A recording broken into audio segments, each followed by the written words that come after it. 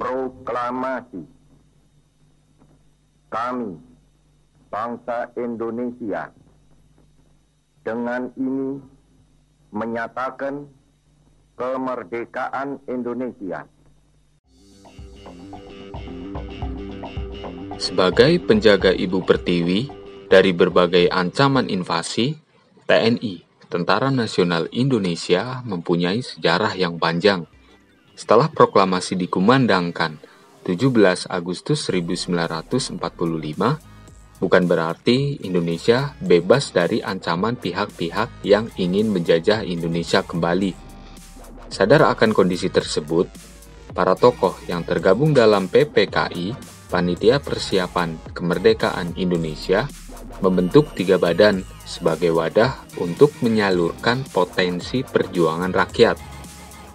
Badan tersebut adalah Komite Nasional Indonesia atau KNI, Partai Nasional Indonesia atau PNI, dan Badan Keamanan Rakyat atau BKR. Pembentukan BKR diumumkan oleh Presiden Soekarno pada tanggal 23 Agustus 1945.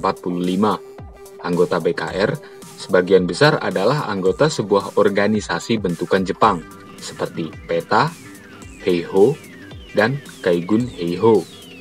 Terkendalanya sarana komunikasi pada saat itu menyebabkan fungsi BKR belum maksimal di seluruh Nusantara. Kekalahan Jepang dalam Perang Dunia Kedua membuat Inggris yang di dalamnya terdapat kepentingan Belanda datang ke Indonesia untuk mengambil alih kontrol Indonesia kembali. Situasi yang terus mengancam status kemerdekaan Indonesia, akhirnya pemerintah mengeluarkan maklumat pembentukan Tentara Kebangsaan yang diberi nama Tentara Keamanan Rakyat atau TKR pada 5 Oktober 1945 dengan pemimpin tertingginya Kolonel Sudirman yang diumumkan pada 18 Desember 1945. Untuk memperluas fungsi ketentaraan dalam mempertahankan kemerdekaan dan menjaga keamanan rakyat Indonesia, maka pada tanggal 7 Januari 1946, pemerintah mengeluarkan penetapan pemerintah yang mengganti nama Tentara Keamanan Rakyat menjadi Tentara Keselamatan Rakyat. Penggantian nama kembali dilakukan pada 26 Januari 1946. Dari Tentara Keselamatan Rakyat atau TKR menjadi Tentara Republik Indonesia atau TRI. Hal ini dilakukan untuk mengikuti standar pembentukan militer yang diakui secara internasional. Standar tersebut seperti membentuk Kementerian Pertahanan dan Ketentaraan, kekuatan dan organisasi, dan kedudukan laskar-laskar Badan Perjuangan Rakyat. Jika pada saat itu Indonesia tidak mengikuti aturan secara internasional, maka otomatis status kemerdekaan Indonesia tidak akan mendapat dukungan secara internasional dan itu akan merugikan di pihak Indonesia.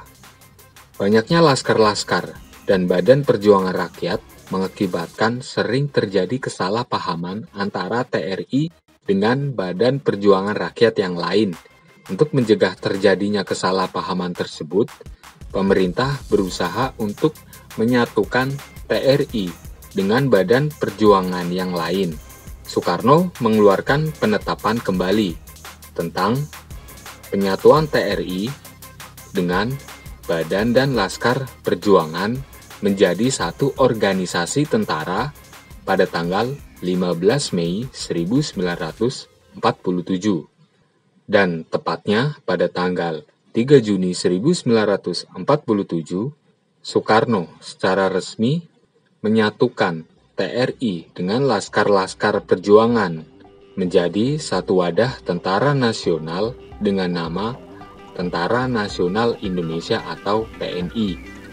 Presiden juga menetapkan susunan tertinggi TNI dan menunjuk Panglima Besar Jenderal Sudirman sebagai pucuk pimpinan TNI. Dalam ketetapan itu juga menyatakan bahwa semua satuan angkatan perang dan satuan laskar yang menjelma menjadi TNI diwajibkan untuk taat dan tunduk kepada segala perintah dan instruksi yang dikeluarkan oleh pucuk pimpinan TNI. Itu beberapa sejarah tentang TNI.